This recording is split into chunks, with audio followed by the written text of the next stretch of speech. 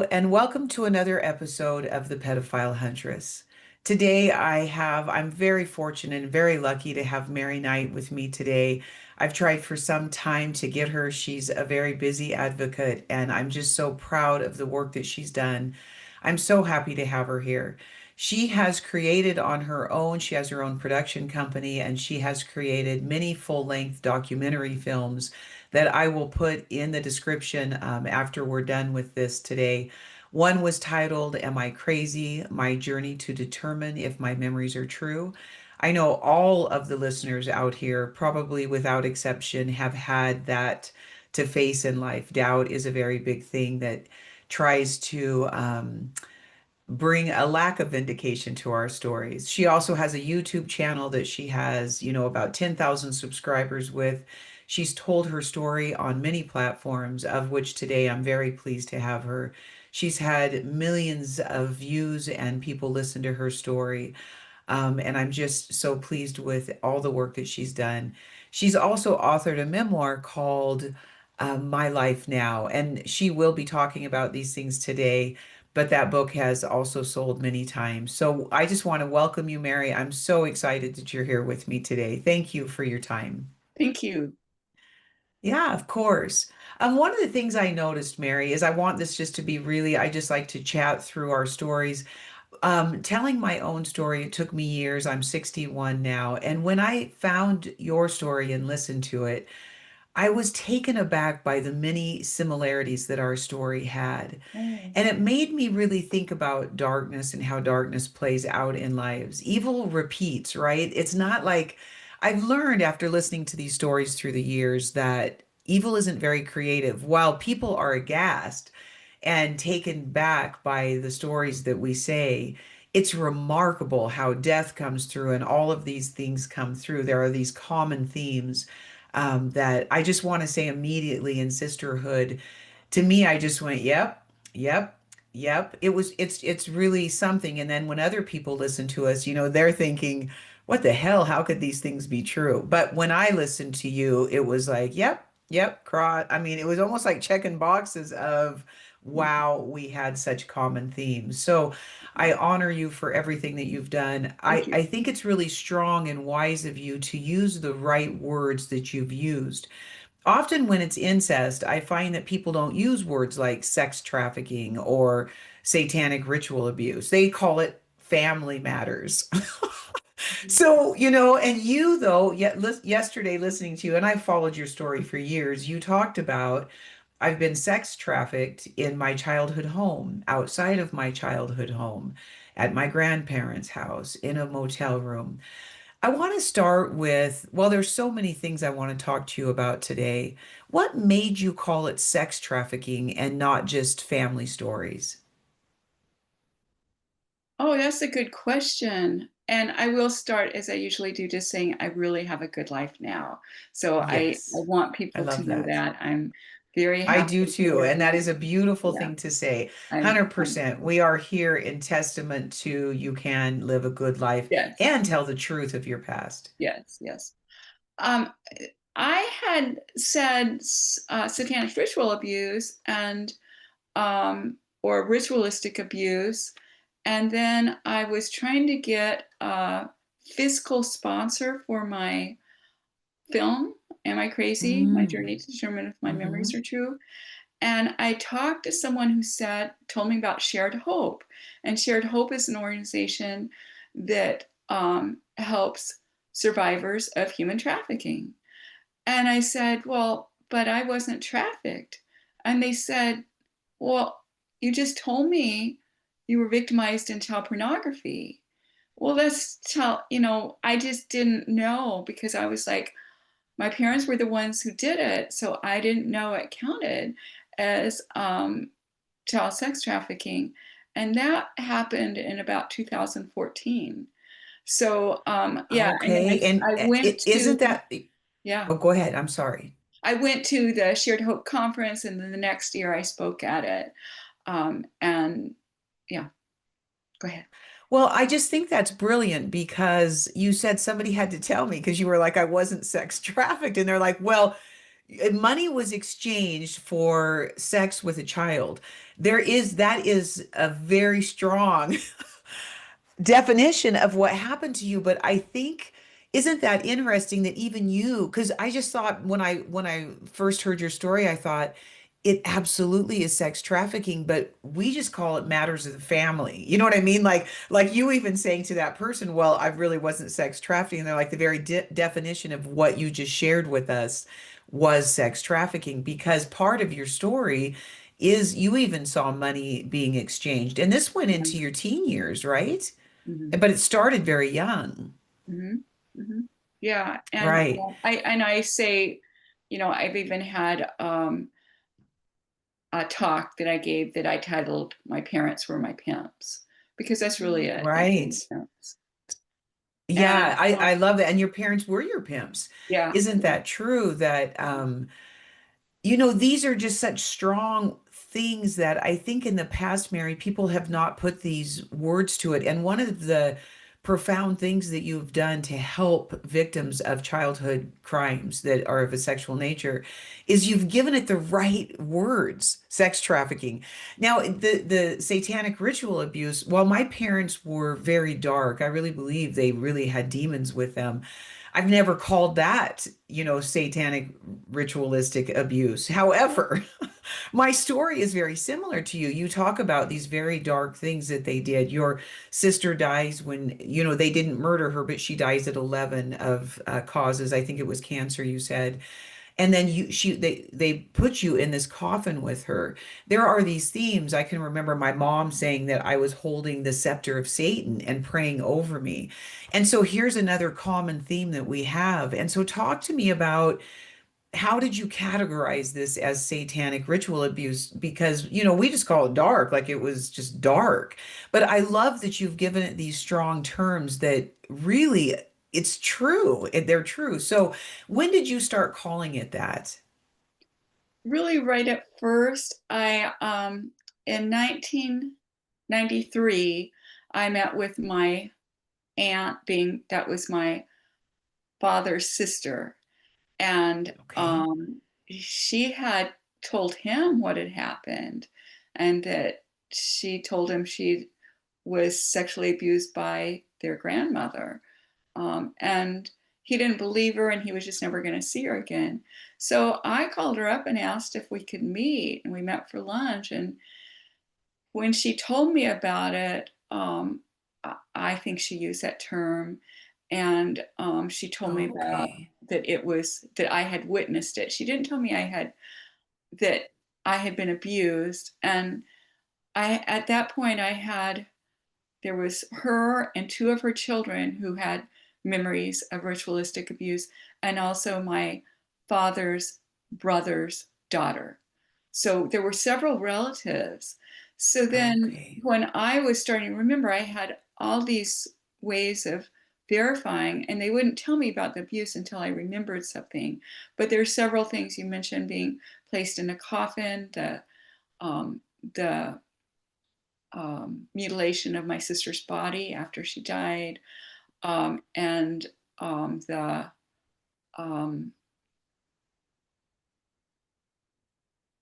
trying to, well, yeah, I'm blanking on the other, but yeah, many of the things that happened to me, I would consider ritualistic abuse. I define ritualistic abuse more broadly than some people. I define it as any time there is more than one child victim and or more than one adult perpetrator.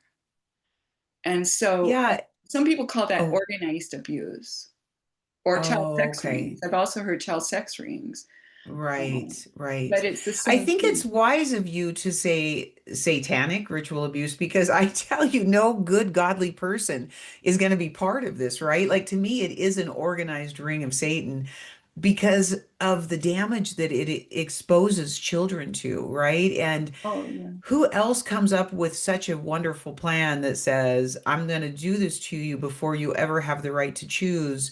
And then, Mary, all of these things are left with us. No one's going to believe you. You're never going to trust anybody. You don't know what love is. I mean, we could go on and on and on, right? About if you did a code of ethics for Satan, this, child abuse would be the number one thing in childhood because it takes people out. So I just love that you have had the strength and the courage to bring incest into these realms, because often I heard someone tell me the other day that they thought sex trafficking was always when you were abducted by somebody and then put into a ring. And I told her most often, even if that's happened in adulthood, most of these children have been sexually abused as children. What Oh, are your yes, thoughts around absolutely. that? Yeah, I absolutely believe that. Is it Virginia? I don't know how to pronounce her last name, but the primary Jeffrey Epstein accuser. Yes. I just saw something about her and her. She was abused by her father, and they were Oh, interviewing no, her it's brother and surprising. sister-in-law because Virginia committed suicide, couldn't handle it anymore, and he believes her. He just, the interviewer asked, he says, "I believe my sister," and so yeah, it's so common. And the other thing that was interesting to me about that interview is kind of the straw that broke the camel's back, so to speak, was Virginia's ex-husband took her kids away, and she wasn't being allowed to see her kids. There was a court action Wow. related to that, and that actually was the worst thing. So I say that because you can't. It's not always what happened to you as a child that's directly related to that, but usually a lot of times you marry someone who's not appropriate person, Mm-hmm. someone who's Mm-hmm. mean. Virginia was, and I myself was a victim of domestic violence. Mine was verbal, and hers was physical. But that's common, and it's so hard to get out after you have children with someone because you might not get Yes. custody. And I was really aware of that when I remembered because I did have young sons. And I yeah, but I never lost No, custody. but you see, and I think, yeah, that is so important, because I think, because I want to talk about your documentary about what was the final straw that said I need to do more in life. But I think that's a really important point that you just make, is so many people, 80% of people who were molested as children will never disclose. 80%. So they tell us the number is around 64 million in America. We know that number, add 80% that didn't disclose to that number. That's a drastic number, but there's so many factors that are involved, losing your family, but also what you just said, again, the fear of I have children. And if I disclose this, people are going to say I'm crazy. They're going to say I'm an abuser. There are so many things they're going to say I'm crazy, which brings me to this documentary film. What was unfolding in your life? I've always been curious to know. I think your children were raised by this time. Can you lead us up to, I'm going to make this film that says I'm going on, you say my journey to determine if my memories are true. What began this journey for you? Okay, okay, and I do want to clarify. I My religious views are not the same as yours, and I quit. I When I first remembered abuse, I called it satanic ritual abuse, and I believed in Satan, and I no longer believe in Satan. I believe in heaven, but I don't believe in hell. That's what has come to for myself, and I Okay. think in heaven, um, the people who can't be nice to each other are in a separate area, so they can learn to be nice to people. So heaven is wonderful, just like I've always thought. But anyway, so those views changed over a period of time, and I went to more and more liberal churches, and I ended up at a Unitarian church. And then I met my husband. I divorced my father of my children in 2003, and I met my husband Jerry in 2009, and he's just wonderful. He's such a nice person. But That's between those awesome. years, I decided I wanted to do some filmmaking. Well, I had written a script while I was married Oh, to my excuse first. me. Go ahead. And I'd written a script and I wanted to make it into a movie. So I took some filmmaking classes. I didn't have much money to do that. But anyway, when I married my husband, Jerry, he helped me financially to where I could make my first film, which is like a Mm. comedy, a dramatic comedy, Sister Mary's Angel, and about a nun and a lingerie model of their sisters, and they have to trade places because it's before Obamacare, and the lingerie model has no insurance and no savings, so they trade places. And it does have abuse as the backstory. And then I knew I wanted to tell my Oh, and story. what is the name of that film? That actually sounds interesting. Sister Mary's Angel. I Yeah, like Sister it. Okay, Mary's keep going. Angel. Sister. It's on Amazon Prime now. Yeah. Oh, okay. I'll have to Yeah. look for that. That's Yeah, I have the cool. Okay. trailer on my YouTube channel, but it's on Amazon Okay. Prime. Awesome. And so then I wanted to tell my own story, and I was able to be a full-time filmmaker and writer. My husband made that possible for me. We got married in 2010, and so I took a break from social work, and so I took more filmmaking classes, and I knew I wanted to make a documentary. Well, I also took um, creative nonfiction classes, and I actually applied um, for a master's in a master's in fine arts for non for nonfiction creative writing. So when I did that, I initially got accepted, and then I got this letter at this almost the same time as I'd been accepted, saying, or I got a phone call saying they couldn't accept me because they needed proof of what happened when I was 8 years old. They wanted newspaper articles, Oh, wow. hospital records, death certificates. And it's like my parents got away with it. I have none of that. And I now know Mhm. that they shouldn't have done that because I was speaking from my 8 year old's voice and my 8 year old victim self. They didn't tell me any of that. And so they should have let me in anyway. But I think they, you know, heard about the false memory, the lies about the false memories. And, Mhm. and so they told me I couldn't, I'd have to make it fiction, and it's not. So Oh, so the wow. next day I woke up thinking, well, why is it that I haven't hired a private investigator? Maybe I'm afraid my memories aren't true. And maybe that's what I should do. Mm. So I called my husband. He said, fine, we can do that. But then I said, I said, I want you to find the private investigator. And a few days later, he said, you know, they're going to have to do a huge amount of work to try to find something that happened in 1964. And so he said, I'm fine with this, but you need to be prepared that it could cost like $50,000 to do this. And I Wow. thought, I don't want to spend $50,000 on that. If I'm spending $50,000, I'm making a documentary. And the next day, I woke up with the title, Am I Crazy? Am I Crazy? My Journey to Determine if My Wow. Memories Are True. And so then that led me to, I didn't work on my memoir anymore for many years until 2020. I started writing on my memoir again. But I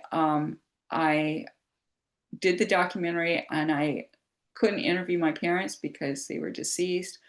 I offered to let my siblings say whatever they wanted on camera, and they could tell me if I could use the footage after they talked on camera. I mean, I Mhm. even gave them that, and they wouldn't. And so they said, Gotcha. we don't, none of us want to talk to you, and we don't want you to talk to us or our children ever again. So that was in 2013. Oh, wow. I'm So so sorry, Mary. thank So, you. wow. I'm sorry about that. Yeah, so they say I'm crazy. They have Oh, said that okay. to me. So then, So do none of them have corroborating stories? I don't know, but what all I know is what they say. I don't know what goes in on it in their mind. Right, right. And again, that's similar with me as well.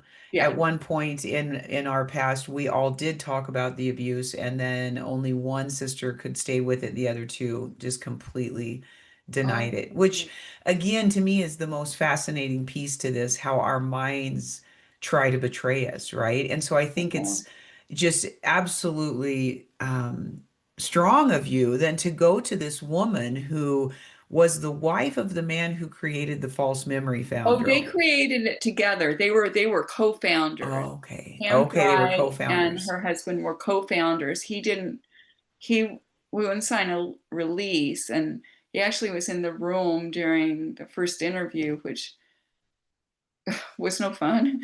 But he wouldn't, and he said something. I'm like, well, would you sign a release? And then I can hear your voice off screen. No, no. So yeah, she did it. Mm. But yeah, they both were the founders. They were both very involved in it.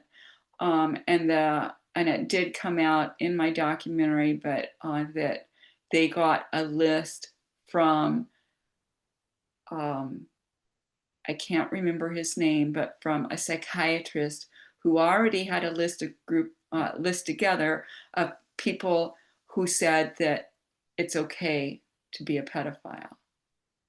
So he Oh, already had this mailing list, and wow. she admitted on camera that she said, well, yeah, but that's, she really de-emphasized it. Oh no, we did our own thing, but I heard you were in contact with him.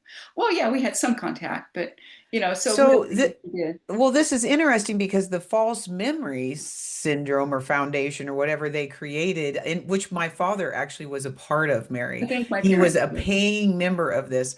Well, it's to say actually that there are no pedophiles, that every memory that you have about us is false. So why? So I'm sure this list of pedophiles were all the people like my father paying them. Yeah, yeah, Wow. many. I'm not going to say all the members were pedophiles, but many of them were. I'm Many, sure of right. that. And I've talked to other survivors who say, yeah, my parents were in it. But in my film, I caught one of them because um, Dr. Stacy Charlotte, who's a chiropractor, she's about my age. She disclosed to me that she's a survivor, and her mother was really huge in the False Memory Syndrome Foundation. And so I interviewed her mother first. I didn't know, Mm. Stacey hadn't decided for sure if I could interview her because she'd never gone public. So I interviewed her mother, and I said, why did you get involved in this? And she said, oh, well, I read this article. No, no, no. She got involved in it because she had been accused by her daughter, or because she and her husband, Stacy, Stacy was her parents made her available for rituals, and so that's why she was involved in it, in the False Memory Syndrome Wow. Foundation. And really, if you look at it, that's true of a lot of people. But I found her; it was just a bold-faced lie that she said I had this. Yeah, it just was a lie. And Right. Well, I'm so exactly. pleased we got that They on camera. they can't stay in the truth, and it's one of the things that I think people can always hold on to and remember is that the body memories that our bodies have. Like Yes. it's not just our mind creating these things. I can remember, and I wonder, Mary, if you've had this where I'd have body memories return to me first. Like I had an ankle that hurt for like a few months. It was very strange. I hadn't hurt it. I went to the doctor. There was nothing wrong with it, and yet it hurt for two months. I'd have to turn around on a walk just to come back home. And later, a memory returned to me where my father was holding my ankle, and I had to be before 4 in that house. And I struggled so bad that my ankle hurt. But that brought the memory back to me. You know what I mean? And so I think that when we trust ourselves and uniquely how our body does house these things, right? I mean, I'm sure that you can find that as well. Talk to me about as you went through this journey, how did it help your mind find the reality to say these are factual? Well, really. my situation was different because I had all these relatives that it was just, it was true. I had all this Right. confirmation, very few ritual abuse survivors do. And so I would think, well, this isn't true. I try to go through that. But I limited myself to doing that 2 days a week because it just made me crazy on the other days. Because it's like, Mhm. if this isn't true, why would I want to think something like that about my parents? And so I'd Mhm. limit it to 2 days a week. I could only question 2 days a week so I could function the other days. And then I got it down to 1 day a week. But I would have said I totally believe myself, but really I know that I am more certain of it because making that film. Because I sat Mhm. across from people who say my memories aren't true. And I let them ask me, I let them say anything to me, ask me anything. And Mhm. um, and there was nothing that I hadn't already asked myself. And I think that's true of Right. many survivors. We've already asked ourselves all those questions.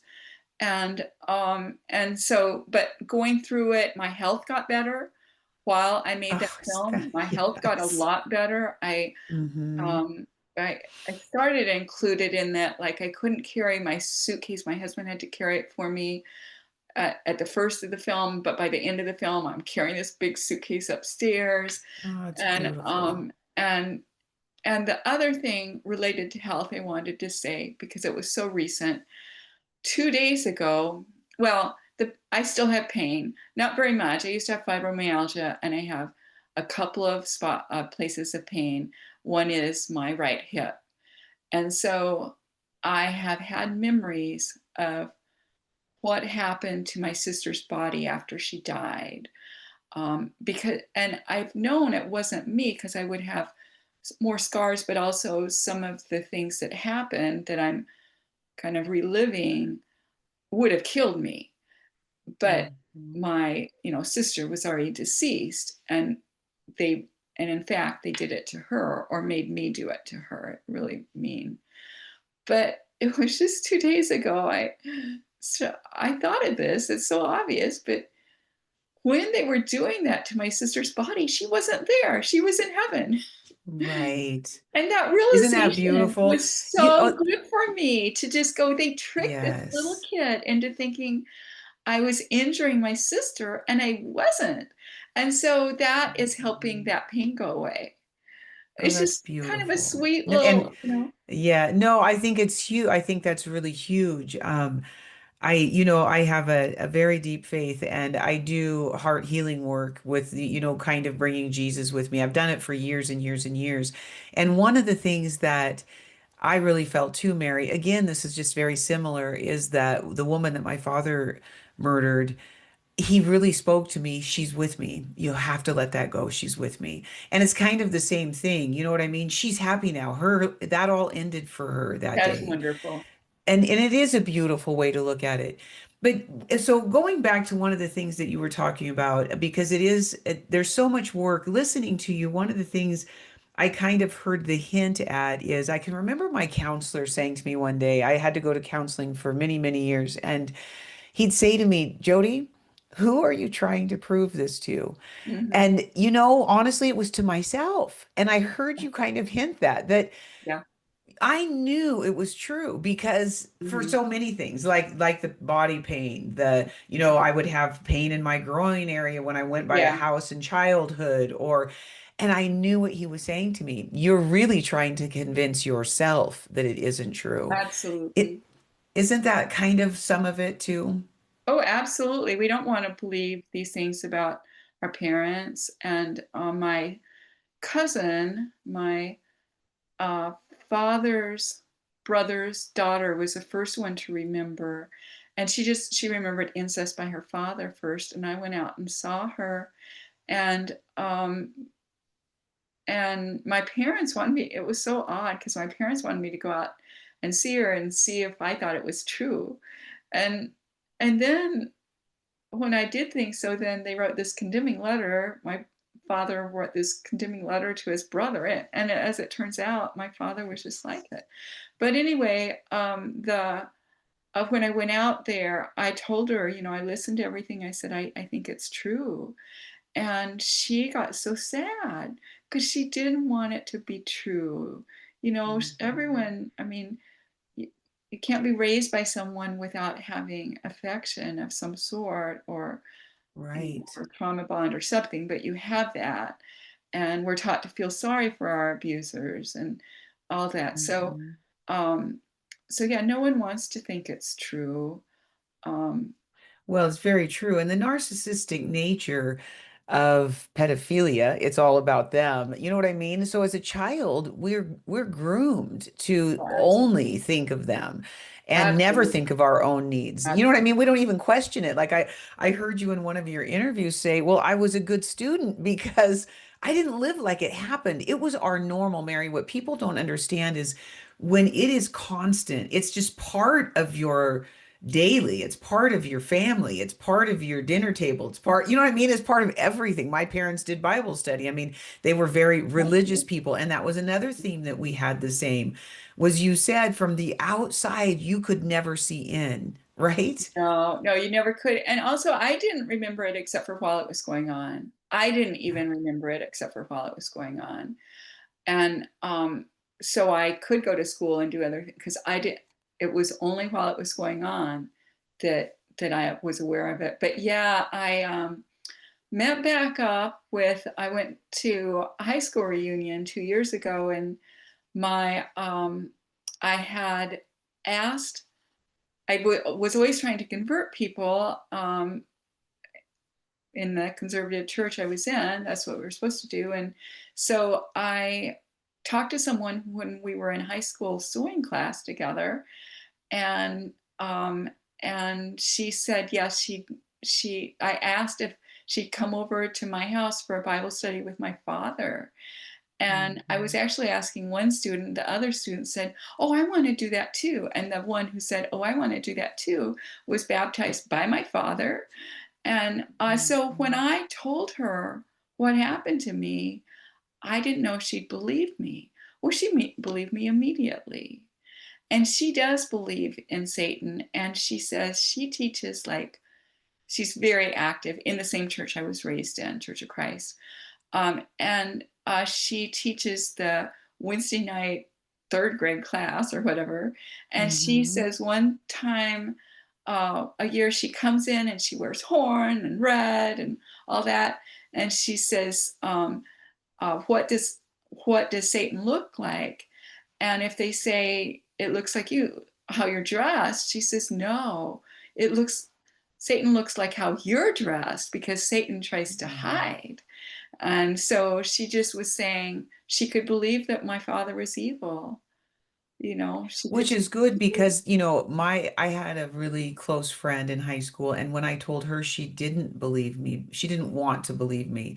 That may be different now. I don't really talk to her all these years later, but right, because our families, right, we had Bible study that she came to too, Mary. And so I yeah, always say Bible study in the rape. I mean, Bible study in the front, rape in the back. I mean, yeah, and yeah. the That's crazy how it thing was to for me me. is, yes, and I hear people say, well, my father was a religious, righteous man. I mean, he did this one. I interviewed this one lady that her father preached in the front and raped her in the back, and she really still saw him as righteous. And I'm thinking, we've got to quit doing this. We've got to quit calling dark light. I mean, because, Right. as your friend said, right, he always demonstrates himself as an angel of light. I mean, very seldom does he walk around like a satanic person or whatever. One of the things I wanted to talk about was mothers.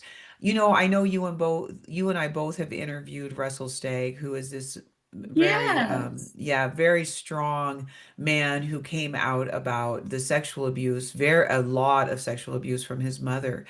Well, and don't you find when we do our advocacy work that people don't really want to talk about the mother part of it, do they? And Yeah. and yet there are a lot of female abusers. My mother was a pedophile, and I heard you say that your mother was as well.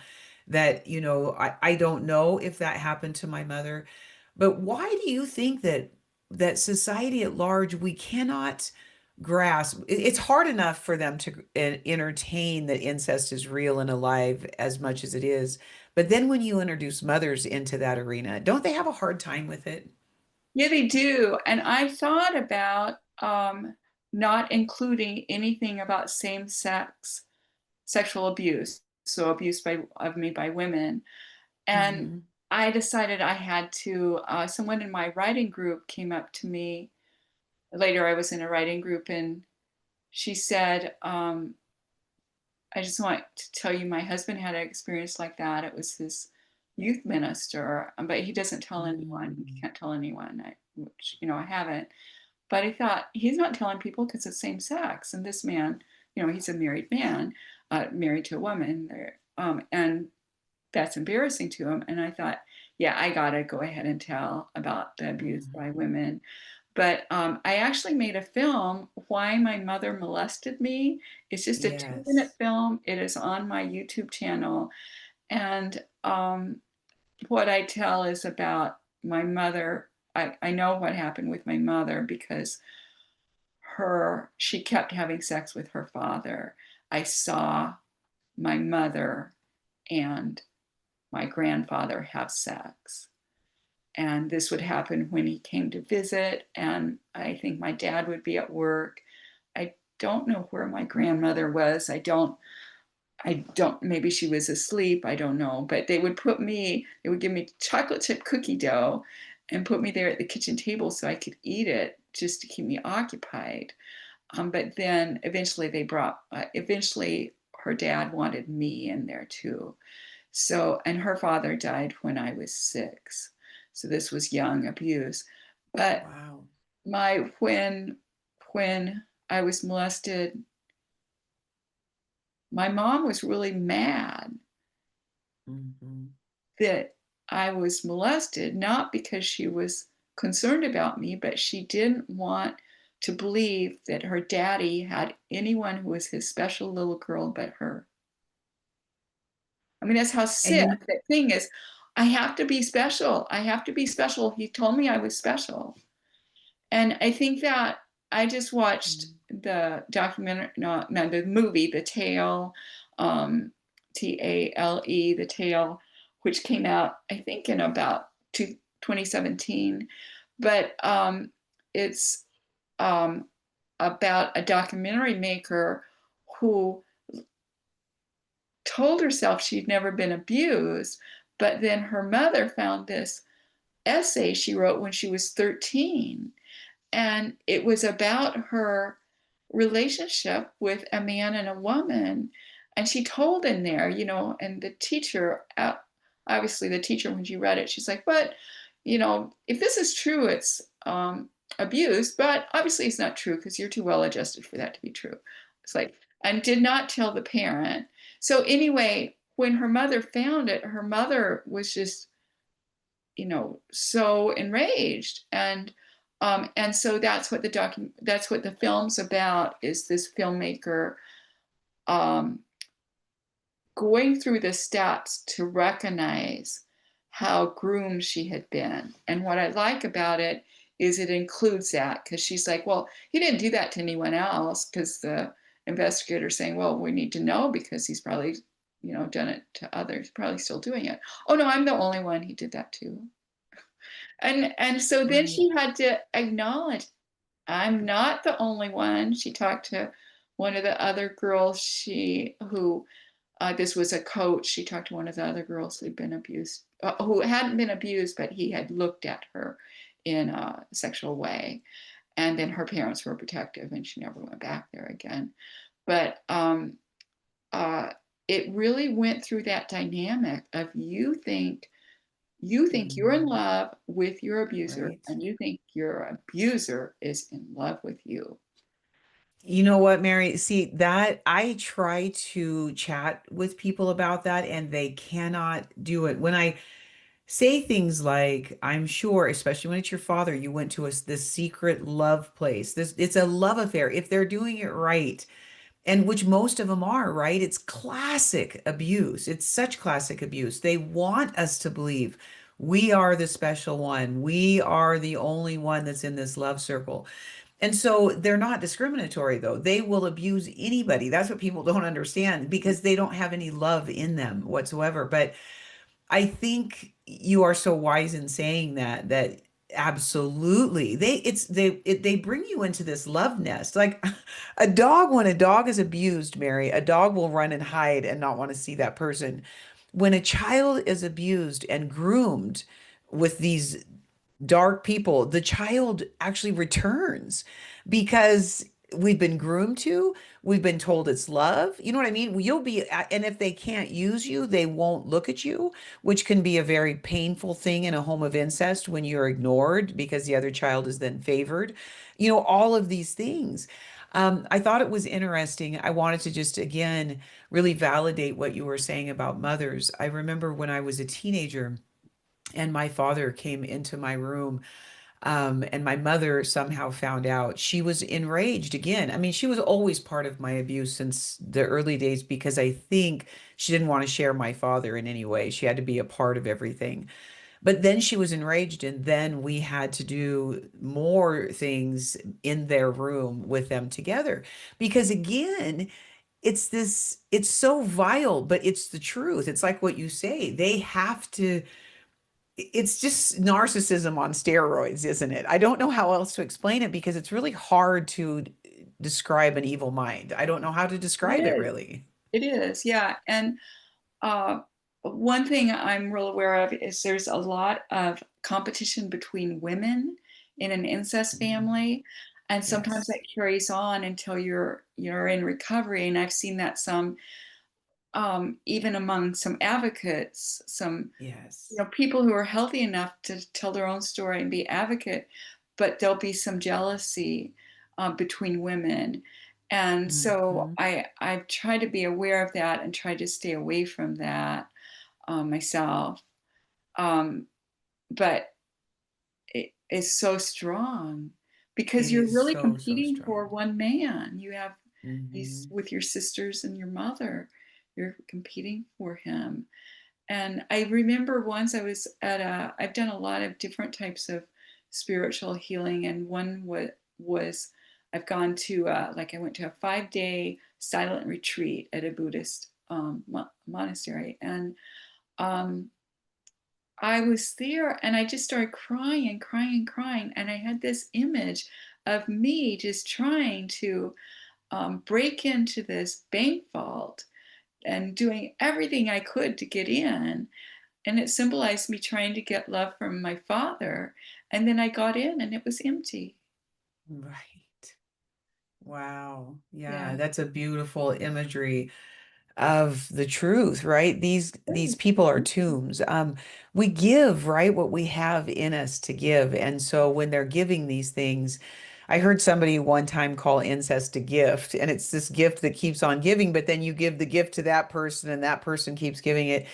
But unfortunately, I remember when my father was dying, Mary, I said to him, you didn't have love. Because if he had love, wouldn't they have given love? And as you know, as I know, these homes had no love. There was no sense of love around.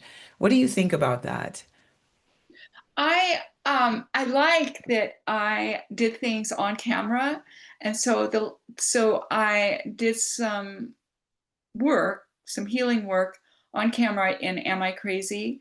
Um, at my father's grave. And so I went to it Mm, once and I was like, "Oh, you're this little boy and you and you were abused," because he had told me his female babysitter abused him when he was about 5. mm, And so I had this picture of him when he was a little boy, and then I was going to put saran wrap on it so it wouldn't get wet right away because I live in Washington State where it rains a lot, and I couldn't get the saran wrap on right, so I just brought it home with me. And then that was going to be my ending, but then I did more work around my father, more healing. And I went back to his grave and I told him, "You have never been my father. God is my only father, the only father I have ever had. I've done so much mental gymnastics to try to think of a way to make you my father, but you're not. and Mhm. other than biological. And I left that picture of him when he was a little boy, and I just left it there. And it's just like, now I don't have to think through like why did he do what he did or whatever, because Right. he's not my father. And I think everyone has to go through their own process of why would someone do Mhm. that to me. And then after I finished that film, I knew I wasn't finished with my mother. I was with my father. I mean, I could think about my father, and I can now, and not be angry and not be hurt or whatever. It's Mhm. like he's not my father. Um, but then with my mother, that's when I made the film, my second feature documentary, um, Mothers and Molestation, a film about child Yes, and I abuse. tell you that was a very moving, and for the listeners, you need to go to Mary's page and watch Yeah, these films. That was yeah. keep going. I want you to talk about that, but it was very moving. Yeah, and that one, Am I Crazy, is on several platforms now. You can watch it on Tubby or Tubi, I don't know what you call it. Anyway, Right, it's right. on it. Um, and and I may I am thinking of putting Mothers and Molestation on too, so that it would be more available. But but right now it's only on my YouTube channel, Mothers and Molestation, a film about child abuse. And um, one thing I like about it, and I do use some of the same footage I used in Am I Crazy, because I just had to put Pam Fried, the founder of the False Memory Syndrome Foundation, Mhm. in there. But two of the people I have in it are Stacy Charlotte, who is who I mentioned before. She's a chiropractor, and she's a survivor, and she's done a huge amount of healing work. But also her daughter is in it. And so Stacy Mm. Charlotte is the daughter of the person who on camera said sexual child uh, sexual touch of a child is no big deal, much to do about nothing. I literally have the footage of her saying that. So bizarre. Wow. And Wow. so then I interviewed this woman's daughter and granddaughter. And it was so great because I think that's an easier film to watch, Mothers and Molestation, which seems like it would be really hard, but it's it because the mother and daughter are on camera. And if you watch that film, if you look at like the daughter's expression when the mom's talking about being abused, you just see love. You see the love she has toward her mother. And you see the admiration they have for each other. And at the time I did the interview, Stacy's daughter was about 30, and she's a mental health counselor. She has a master's degree. And um, I asked her, and I didn't know the answer to this. I asked her, "Were you ever abused as a child?" And she said, "No, never." And it's just beautiful to see that Mhm. Stacy was abused so much, such horrible ways. But she broke the cycle, and her daughter Yes, was and never abused. right. And in That's fact, yes, beautiful. it was broken. That's what it's all about. I mean, Mary, all the work that you've done to put everything that you've done, it takes more courage than people listening understand. I understand the courage you've had to have to do this because I'm sure you woke up sometimes thinking, what am I doing? Right? I mean, Yeah, but you've given so much courage to other people. And when you talked about your health, by telling our stories, we get stronger and healthier. We are victims. What's so sad is the shame that silences us. it is. If somebody came through your window, I always like to say, and raped you in the middle of the night, you wouldn't really have a hard time telling somebody that you were a victim of this tragedy. But as a child, you had to endure this for years and years and years, we grow up and we don't know how to put a different record on that says to us, you have the right to tell. Right? That's so hard. So I'm just so proud of you. That talk a little bit about where you found the courage to really be the advocate that you are. Well, I'll talk about the things that what happens when I've told. as far as to Yeah, me. that's great.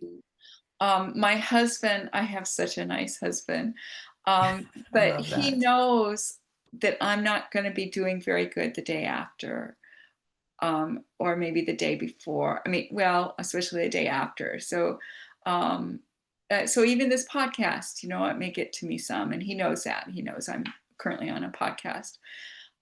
And but earlier, I don't. It hasn't happened recently, and I don't think it will happen tonight. But I go to bed at night, and it feels like my knees down to my toes are frozen. And I did remember what that was. They'd put me in freezing water and say, this is what Mm, will happen if you tell. And so when I tell, that would happen to me. And I think many survivors do have body memories, and that makes it yes. hard. And one thing I would say is one organization that had survivors speak, they wouldn't let a survivor speak unless that survivor brought a support person. and Mm, and they had certain things the support person was supposed to do. I think that's an excellent idea. So I mean, if you're right. thinking about speaking out, it's really good to have a counselor. I still go to counseling. I every 2 weeks Hmm. I get counseling, and it I need someone like that to talk to. And Hmm. so get the support you need. And Yes. just recently, well, last week we took travel is hard for me. And so and it's the packing and stuff that's hard. So last week we went to the college reunion. I went to a Christian college with the Church of Christ. I grew up with the church, which is Church of Christ I grew up in. And I knew some people were members of that, and I'm not. And in fact, my husband is Jewish, and we're synagogue members. So I didn't know how they would feel. And so, and plus, I was nervous because my siblings graduated from the same college.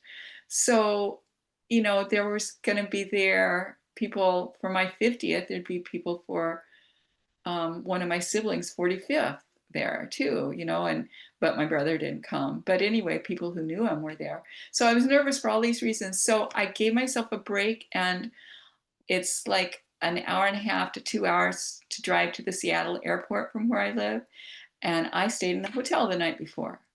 And we did a park and ride. So Mm, we just parked our car and took a shuttle, and that cost extra. But it was so worth it because I right. was Taking care nervous. of yourself. So yeah, so be careful with the things you Yes. do. I did have a lot of people read my memoir before I got it out. I and speaking of taking care of yourself, in my memoir, readers really appreciate how much how mine is written because it's essays, and each essay has a trigger warning. So Mm, that really, like my yoga teacher only read the ones with low trigger warning, which most of it's low trigger warning. I mean, I tell things like my kind neighbor who I would walk to her house to eat breakfast before I started kindergarten. And she fixed this oatmeal. I still like salty oatmeal. She fixed homemade bread. But she gave me love. And that's one reason I'm okay hmm. now. And Right. so that essay is not depressing, it's uplifting to read. And I have others like that. And then I have three that are real triggering, like extremely triggering. And I have them identified as such.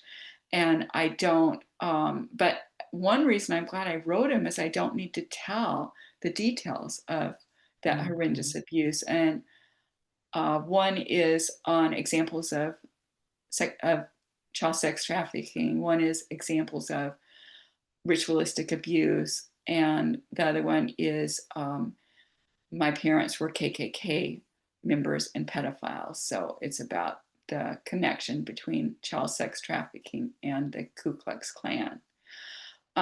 And those are real triggering. And what I tell survivors, if they're going to read it, if because I have had survivors who had similar experience with the KKK come to me. And what I've done with them, what I say to survivors is maybe have your counselor read it and then talk to you about it before you're actually Oh, reading it. right. Because those are really Right. triggering. Yeah. They And then are. And oh, go go ahead. ahead. I Nope, have you some go. medium trigger warnings. So when I have one, the differences between child sex trafficking and ritualistic abuse. And I don't have any examples in it. So someone could read that. It's a medium trigger warning. I just took all the examples out and put them in another place. And someone was telling me, I'll read it. I said, you don't need to read the examples. A survivor doesn't Mhm. need to read the examples. And or a tenderhearted counselor doesn't need to read the examples, or you know so I did it to where the information is separate than the examples. Got you. And I think that I would say too, being a survivor of, severe childhood trauma, I always wanted somebody to look up to. So see, you didn't trigger me because what you did was you gave me courage and strength, and I was so proud of you for telling your story. I understand. I also have a book, A Prisoner by No Crime of My Own, and it goes through all of my childhood, and people will read it, and it's very hard. Some people will put it down and say, I can't read it. So I think our work is not for the voyeur, but for the person who is looking to heal and understanding that there are stories that make your story easier to tell. And that's really our goal. And Oh, it to go through is. those. So it is our Because we goal. don't want a 5-year-old to be the first one to say, I was put in a coffin. Exactly. That We it's so want the true. adult who hears that That's to have right. already known this happened. Yep. Well, it's true. And even I have grown daughters, and they'll say, Mom, I've never heard women your age talk this way. It's so important, Mary. And I just want to really honor what you do. I know that it's hard for people. I also know that it's really hard to have lived through it. I know that it's hard to continue to live through it. And so the work that we do is for all of the people who I get emails from people that say, please don't stop doing what you're doing, because a lot of people really do want us to be quiet. You know why? It makes them uncomfortable. But for the person who's trying to find the way out, they need to see people that say, we did it. Like, we're both very happy now. We're both in good marriages. Our lives look very different. You know what I mean? I cook with music on and have beautiful wine and have a wonderful life. That took work though. But what people forget to do is, what did that work look like? And so you had the courage to share what that work looked like. And I just want to honor and validate you for that, because I know that it matters. I know that our stories are hard. But what's harder is to stay silent. What's harder is for the person out there that's struggling right now, that can't get up and find the strength to get through the day. When you see us, we are testimonies to when you walk through, our even our lives get better. I mean, right? Like, I Oh, love so that you many talked things. about even your physical body got better because Yeah. we house the memories. What we don't talk about makes us sick. It makes our bodies sick. It makes our minds not work right. Which, one of the things I want to talk to you about is, the more work I do, the more I can surrender in life. And that's a weird thing, because I think coming through controlled chaos, which incest homes are all about, we want to start controlling We do. because it's the only way we can survive. You know what? I can't listen to that. I can't watch that. I can't go here. I can't do that. I can't be this. We move into addictions. But the more that I heal, the more I feel like I can just surrender to peace. How has it helped you in that regard?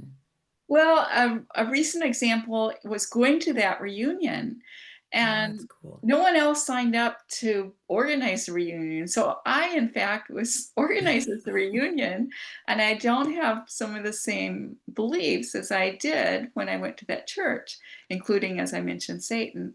I don't believe in Satan, but and I knew I'd be around people who did, but and also that they knew my brother, or maybe other of my siblings. So I before I went, they aren't the jury, they aren't the judge.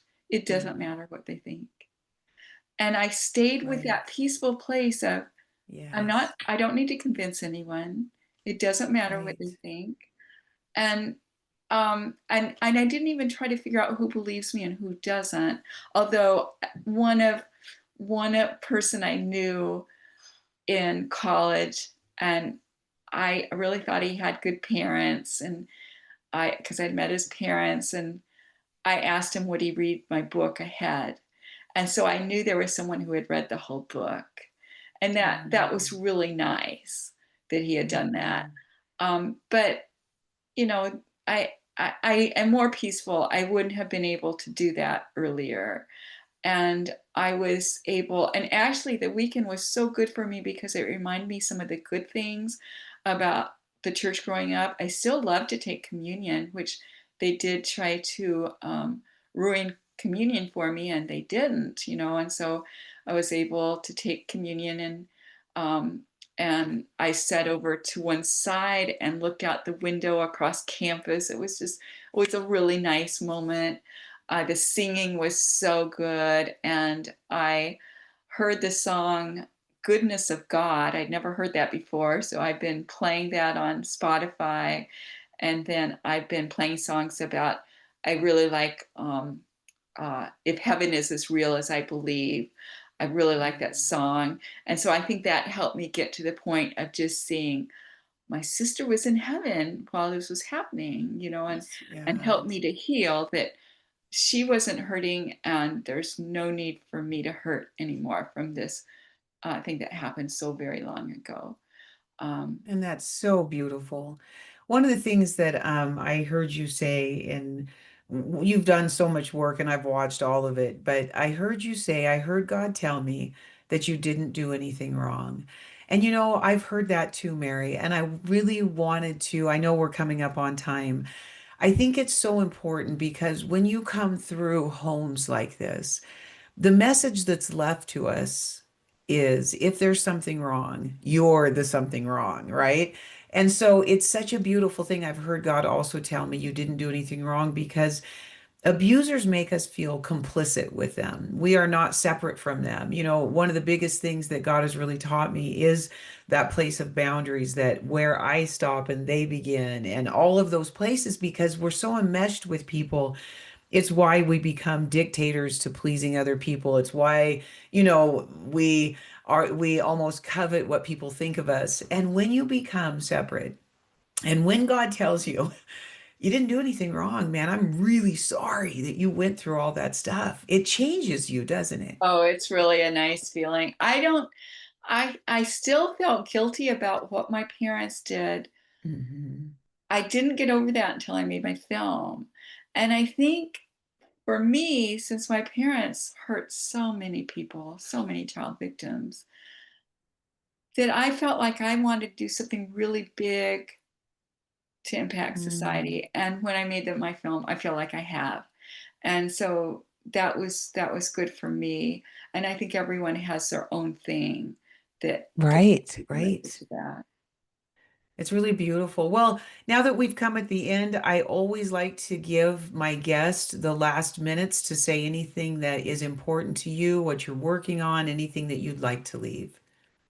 Okay, one thought I like to leave with people is, Yeah. and I started thinking this maybe 20 years ago because I was working so hard at getting well and I still wasn't well. And so I started listing the things at night. I'd list the things I did to get well.